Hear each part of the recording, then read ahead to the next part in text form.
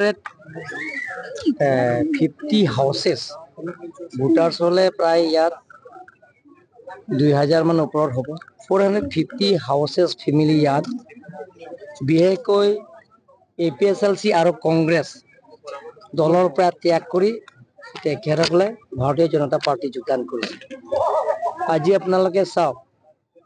যোৱাকালি ৰাহুল গান্ধী আহিছে গুৱাহাটী আহাৰ লগে লগে আবিলিটো ৰুলাংশ প্ৰায় 1000 পৰিয়ালে যোগদান কৰিছে আজি ইয়াৰো যোগদান কাৰ্যসূচী আছে আৰু ডিফু যোগদান কাৰ্যসূচী আছে গতিকে দিনে দিনে প্ৰত্যেক সমষ্টিয়ে দিনে দিনে যোগদান কাৰ্যসূচী আছে কালি আৰু পৰহি 3 দিনটো এসপ্তাহটো আমাৰ ইয়াত গুৱাহাটী প্ৰগ্ৰাম এটা আছে থকাৰ কাৰণে মই সেই যোগদানৰ কাৰ্যসূচী কৰা নাই কিন্তু আগষ্ট মাহৰ পৰা যিবিলাক মোক মাতি আছে প্ৰত্যেক MEC সমষ্টি দৰবাগুৰিৰ পৰা আৰম্ভ কৰি তাৰপিছত আকৌ আমাৰ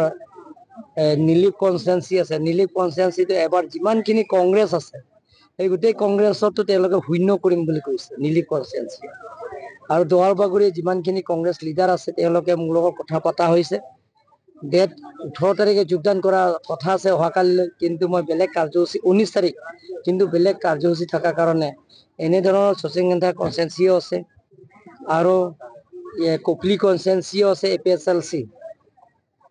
APSLC যিমানখিনি আছে আৰু কংগ্ৰেছ আছে তেওঁলোকৰ যোগদান কৰে এনে ধৰণৰ প্ৰত্যেক MEC সমষ্টিও আমি 3-4 বাৰ মান যোগদান কাৰ্যসূচী কৰাইছে আজি আপোনালোকৰ চাওক ইয়াতে আগতে 3 বাৰ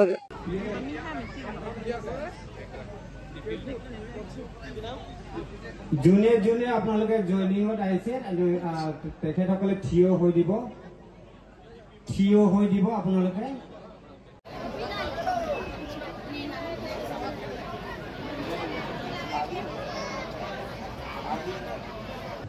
তাৰ লগে লগে আমাৰ ভাৰতীয় জাতীয় কংগ্ৰেছৰ পৰা যোগদান কৰা আলাংনি লগত আলা হানাতেৰাং পি বাইদেউ আলাংনি হেমাচৰটা দাক আমলেনলং দুলো আলাং স্টামিটি দুলি কনষ্টিটিউট দিলো হানাতেৰাং পি